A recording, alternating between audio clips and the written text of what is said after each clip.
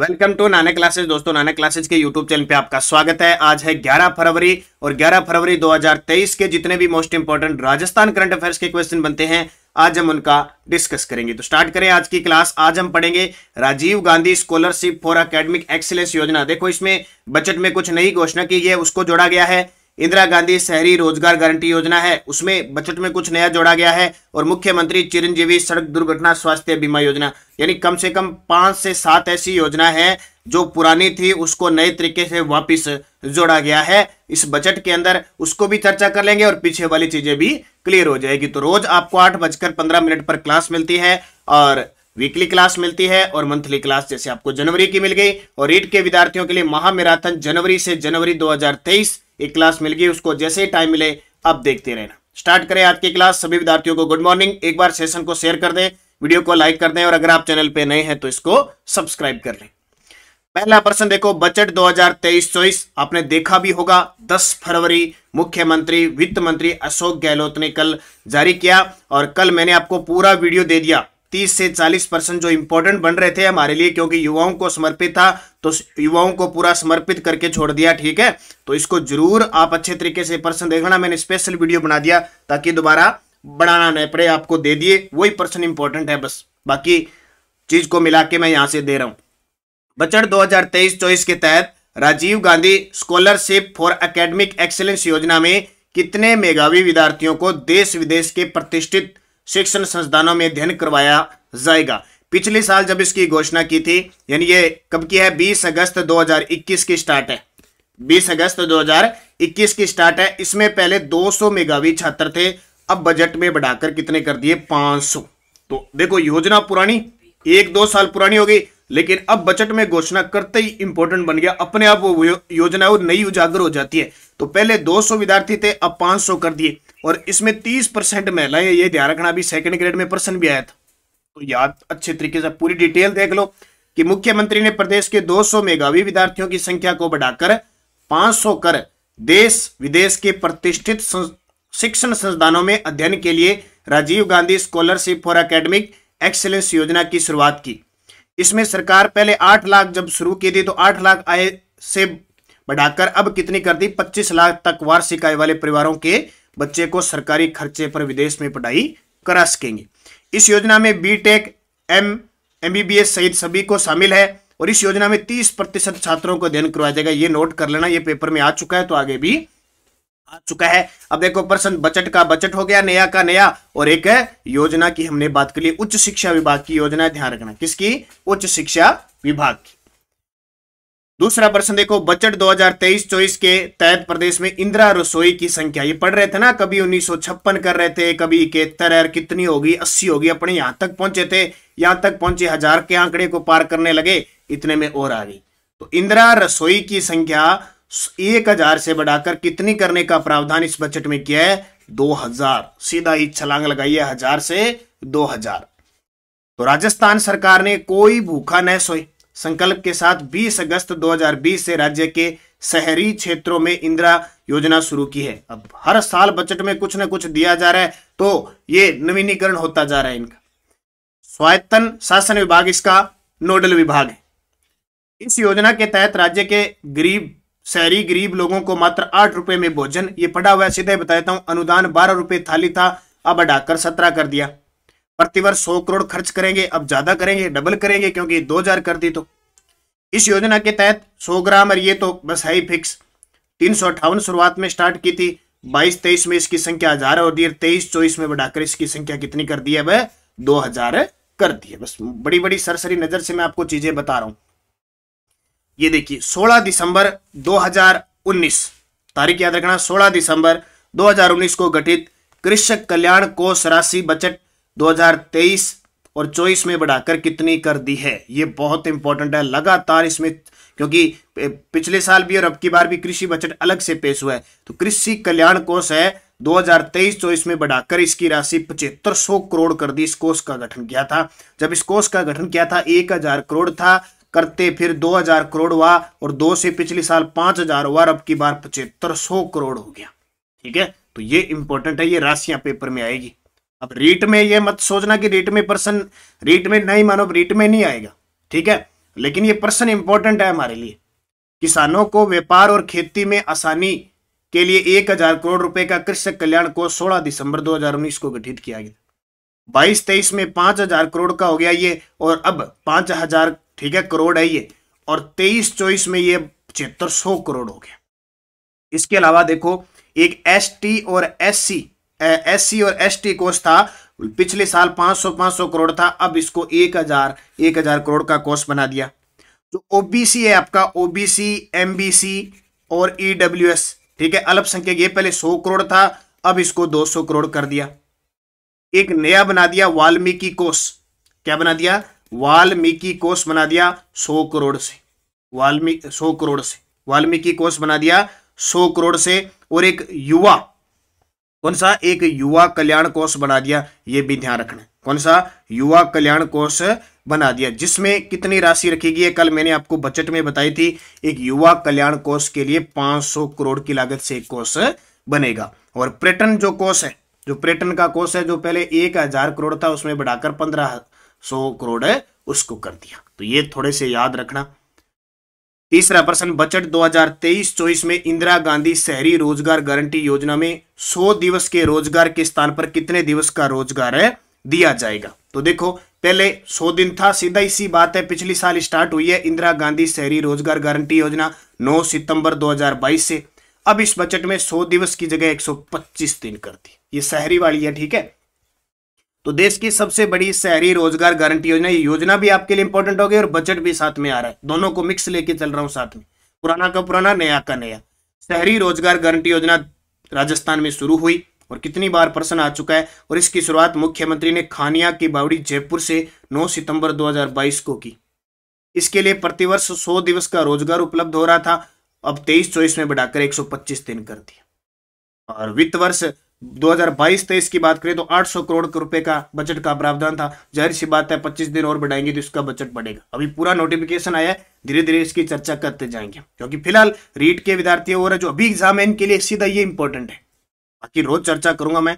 योजना का संचालन स्वायत्त शासन विभाग द्वारा किया जाएगा, और इसमें देखो इस योजना के लिए जॉब कार्डधारी परिवार 18 से 60 वर्ष की आयु के लोग पात्र होंगे, ठीक है, इसको याद रखना। प्रश्न नंबर 5, बजट 2023-24 के तहत मुख्यमंत्री चिरंजीवी सड़क दुर्घटना स्वास्थ्य बीमा योजना के तहत कितनी प्रोत्साहन राशि दी जाएगी? बीमा राशि तो देखो पहले 5 लाख थी, अब 10 लाख कर दी। नोट कर लेना, मैं बजट साथ में लेके आया हूं, बजट 2023 साथ में। प्रश्न योजना का योजना बन गया, नया का नया। एक और याद रखना, एक योजना नई और स्टार्ट की है, Mahatma Gandhi minimum guarantee scheme. इसके तहत सभी परिवारों को 125 दिन का रोजगार दिया जाएगा, नहीं मिलेगा इसके लिए 500 करोड़ का प्रावधान किया गया है। तो ये योजना थोड़ी सी हम डिटेल पढ़ेंगे, इसकी भी पूरी डिटेल नहीं पढ़ी है, Mahatma Gandhi minimum guarantee scheme योजना, ठीक है, तो इसको भी पूरा खोल के पढ़ेंगे। शुरुआत देखो 1 मई 2022 को कौन सी? मुख्यमंत्री चिरंजीवी स्वास्थ्य बीमा योजना, ठीक है, में बीमित परिवारों को दुर्घटना से होने वाली मृत्यु अथवा पूर्ण स्थायी अपंगता की स्थिति में आर्थिक संबल देने के उद्देश्य से राज्य सरकार द्वारा 1 मई 2022 से मुख्यमंत्री चिरंजीवी दुर्घटना बीमा योजना की शुरुआत हुई। इसमें अब कितने रुपए दिए जाएंगे? 10 लाख। वो अलग अलग कंडीशन पर, मृत्यु पर 10 लाख है, बाकी पर अलग है। छठा प्रश्न देखो, बजट 2023-24 के तहत मुख्यमंत्री अनुप्रति कोचिंग योजना में कितने विद्यार्थियों को लाभान्वित किया जाएगा? देखो आज अपने योजना भी इतनी पढ़ लेंगे और बजट में भी पढ़ लेंगे। देखो अनुप्रति कोचिंग योजना जो पहले बजट था 2020-21 का, उसमें 7000 विद्यार्थियों को लाभान्वित करने का टारगेट था। फिर 2022-23 में ये आ गया 15000 पर, और अब 23-24 का जो बजट है उसमें आ गया, सीधा ही छलांग लगाई है 30000। 17 से 15, 15 से 2 गुना हो रहा है, सीधा ही 30000 विद्यार्थियों को लाभान्वित किया जाएगा। किसके में? मुख्यमंत्री अनुप्रति कोचिंग योजना। तो डिटेल देख लो, यहां से किसी भी प्रकार का क्वेश्चन आ सकता है। बजट 2023-24 के तहत मुख्यमंत्री कोचिंग योजना में 30000 विद्यार्थियों को लाभान्वित किया जाएगा। ये 5 जून 2021 को मुख्यमंत्री कोचिंग योजना की शुरुआत हुई थी। ये सारी फ्लैगशिप में शामिल है, इसलिए इंपॉर्टेंट भी है। इस योजना का उद्देश्य क्या है? आजकल योजना का सबसे ज्यादा उद्देश्य पूछा जाता है, या तो नोडल एजेंसी या फिर उसका उद्देश्य पूछा जाता है।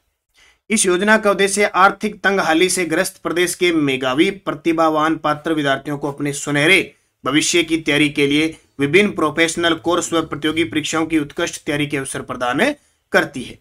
पात्रता सीमा अनुसूचित जाति, जनजाति, अन्य पिछड़ा वर्ग, अति पिछड़ा वर्ग, अल्पसंख्यक और आर्थिक रूप से कमजोर वर्ग के वे विद्यार्थी पात्र होंगे जिनका परिवार की वार्षिक आय 8 लाख रुपए प्रति वर्ष से कम हो। अब देखना, इस बजट के अंदर आपके लिए कोई भी भर्ती, 31,000 सफाई कर्मचारी जरूर है, कोई भी भर्ती का ऐलान नहीं हुआ, लेकिन नोटिफिकेशन अगर आपने देखा होगा तो उसमें लिखा है कि रिक्त भर्तियों पर इस वर्ष क्या है, भर्तियां निकाली जाएगी। रिक्त पदों पर इस वर्ष भर्तियां निकाली जाएगी, ये लिखा हुआ है थोड़ा, तो ये घबराए मत कि बजट में घोषणा नहीं हुई तो हमारे लिए कुछ नहीं आएगा, आप छोड़ दो पढ़ाई सब कुछ। कई विद्यार्थी तो कमेंट में लिख रहे हैं सर अब करंट नहीं पढ़ेंगे, हम नहीं पढ़ेंगे, वो उनकी सोच एक अलग है।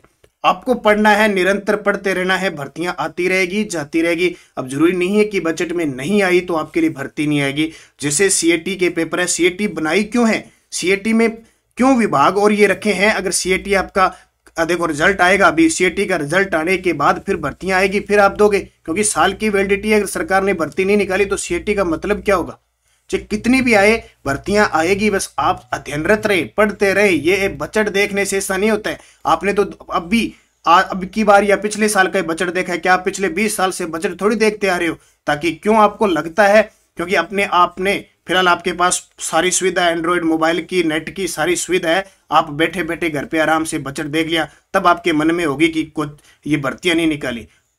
कोई जरूरी नहीं होता कि हर बजट के अंदर भर्तियां निकाले फिर ही भर्तियां होती है, भर्तियां बाद में भी निकाली जा सकती है। लेकिन आपने अब की बार पूरा सीरियस होके आपने देखा कि युवाओं को समर्पित है और बजट आ गया और हमें सब कुछ मिलना चाहिए।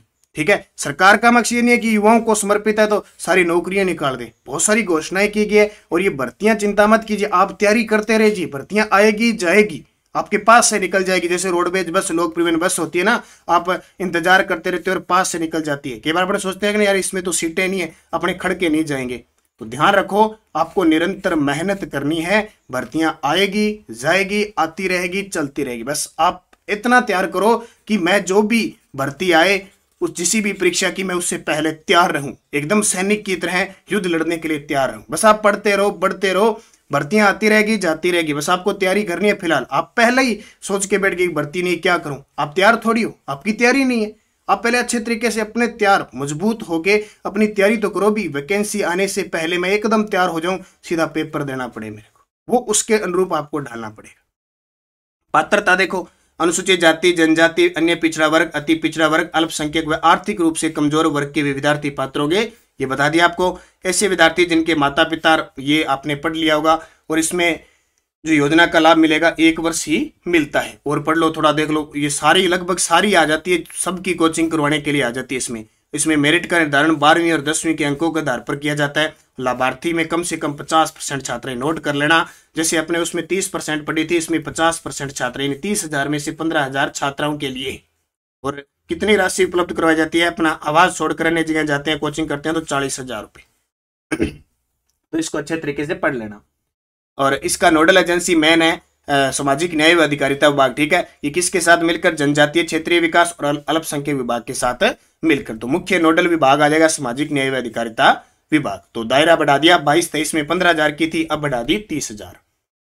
7-8 अक्टूबर 2022 को आयोजित इन्वेस्ट राजस्थान समिट में कितनी राशि का काम किया? स्टार लगा लेना, ये प्रश्न अभी रीट में आ सकता है जहां तक है, क्योंकि महत्वाकांक्षी है और बार बार प्रश्न इतना आया है कि 7-8 अक्टूबर 2022 को राजस्थान समिट कहाँ आयोजित हुआ? जयपुर के अंदर। ये प्रश्न तो 3 बार आ चुका है, लेकिन अब राशि पूछी जा सकती है कि लगभग एमओयू पर ये समिट में कितना एमओयू हुआ, कितना समझौता हुआ? 10.44 लाख करोड़। अब सुन लो सारी बात।